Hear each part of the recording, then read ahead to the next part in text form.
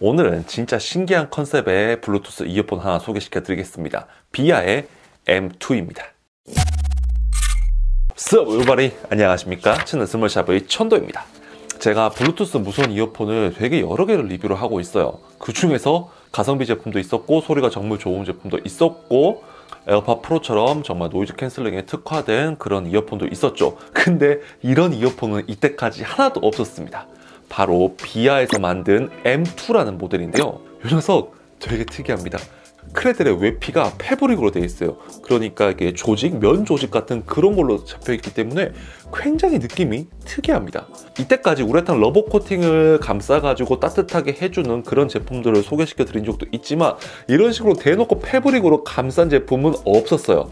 느낌 자체는 따뜻하니 참 좋습니다. 근데 이 녀석의 뚜껑을 열어보면 뚜껑 연결부가 보이세요? 흔들흔들 하는 거, 이게 연한 플라스틱으로 되어 있어요. 그렇기 때문에 이거 오래 쓰면 떨어지지 않을까 라는 걱정이 드는 건 사실입니다. 우선 제품의 기본적인 특징으로는 블루투스 5.0을 통해서 연결을 되고 한번 수동 링 페어링 후 뚜껑을 열면 핸드폰과 자동으로 연결이 되는 그런 방식을 채택하고 있습니다. 좌우 유닛 따로따로 핸드폰과 붙고, 이 녀석의 장점으로는 유닛 하나가 플레이할 수 있는 시간이 무려 7시간입니다.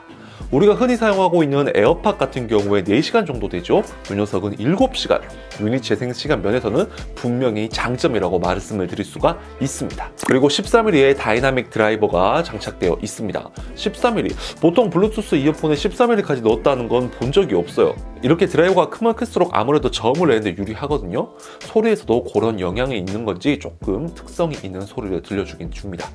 일반적으로 다이나믹 드라이버는 크면 클수록 좋다고 얘기를 합니다. 소화할 수 있는 음역대의 폭이 넓어지고 그 드라이버의 재질에 따라서 음질 또한 더 좋아질 수 있는 그런 가능성이 있기 때문에 어쨌든 드라이버의 크기는 크면 클수록 좋다고 얘기하는 게 보통입니다. 그리고 충전은 C타입으로 충전을 할 수가 있기 때문에 범용성 있게 사용할 수가 있습니다. 스펙에 관해서는 요거 말고는 딱히 특별한 건 없어요. 요새 나오는 일반적인 블루투스 이어폰들과 비슷한 성격을 보여주고 있는데 이 녀석이 껍데기 크레들만 독특한 게 아니라 유닛 자체도 굉장히 독특합니다. 자, 뚜껑을 열면 자동 페어링이 된다 했죠. 자, 요 유닛 생긴 거 보이시나요? 자, 좀 당겨볼까?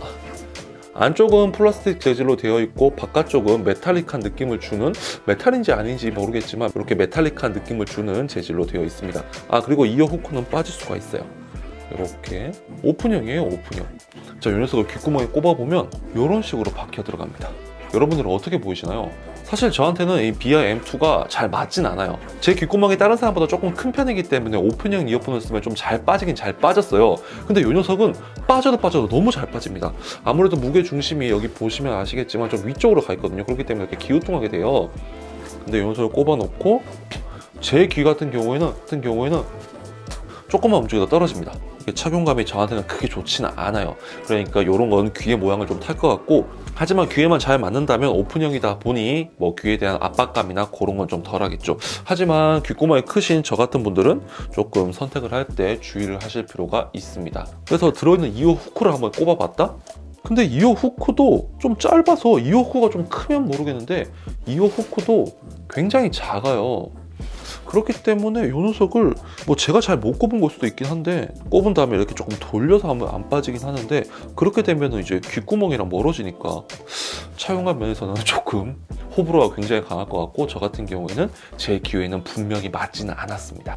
소리 같은 경우에는 저음이 확실히 강조된 소리를 들려줍니다. 아까 13mm 다이나믹 드라이버가 들어가서 그런지 모르겠지만 저음 쪽을 좀 많이 강조한 느낌이 들어요. 그렇기 때문에 제가 들었을 때는 조금 둔탁한 느낌이 드는 건 사실이었습니다.